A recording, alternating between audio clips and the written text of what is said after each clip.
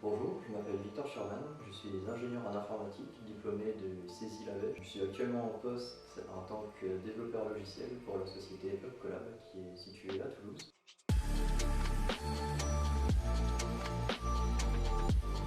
Alors, au niveau de ma routine, je me lève environ 1 heure avant de prendre le boulot. Grâce au confinement, ça fait gagner un peu de temps. Donc, je prends 1 heure pour me préparer, prendre mon petit déjeuner, etc. avant de commencer environ à 9h30, heure à laquelle on a notre réunion quotidienne avec tous les membres de l'équipe. Réunion qui nous permettra en fait de savoir ce qui a été fait la veille et ce qui est prévu pour aujourd'hui pour essayer de mettre les pendules à l'heure au niveau du travail de chacun dans l'équipe. Ensuite, passer cette réunion, nous travaillons chacun en silo de notre côté sur les différentes tâches de développement que nous avons. À peu près à midi, midi et demi, l'heure de la pause déjeuner. Et nous nous retrouvons ensuite tous ensemble vers 14h pour refaire un point sur les difficultés que les différents membres de l'équipe peuvent rencontrer sur leurs différentes tâches. Notre journée de travail se termine aux alentours de 18h. Au niveau du confinement, alors au début ça n'a pas eu énormément d'impact. Je suis quelqu'un qui suis plutôt solitaire, qui était plutôt solitaire. Donc au début ça n'a pas eu réellement d'impact, puis petit à petit, la solitude c'est bien, mais on commence à en avoir un petit peu marre. Personnellement, ce qui m'a un peu plus embêté au niveau du confinement, c'était le fait de ne plus sortir et ne plus bouger du tout. Donc j'ai fini par m'adapter, de prendre mes précautions, puisque ça m'embêtait. Donc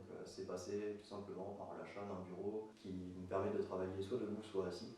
Mine de rien, ça fait une petite différence. Et j'ai aussi pris l'initiative d'acheter un tapis de marche qui me permet donc de marcher en travaillant. Tout simplement, c'est des petits détails, mais qui permettent de garder une petite santé, de se sentir un peu moins mou et voilà, de pallier à certains problèmes de santé qui pourraient arriver. Ce confinement a eu finalement quelques effets bénéfiques, au moins au niveau de la structure et de la cohésion d'équipe. Donc je ne regarde pas forcément un mauvais souvenir. C'est une expérience qu'on n'a pas eu le choix de vivre, mais qui finalement a eu une bonne finalité, on va dire. À voir comment se passe la suite.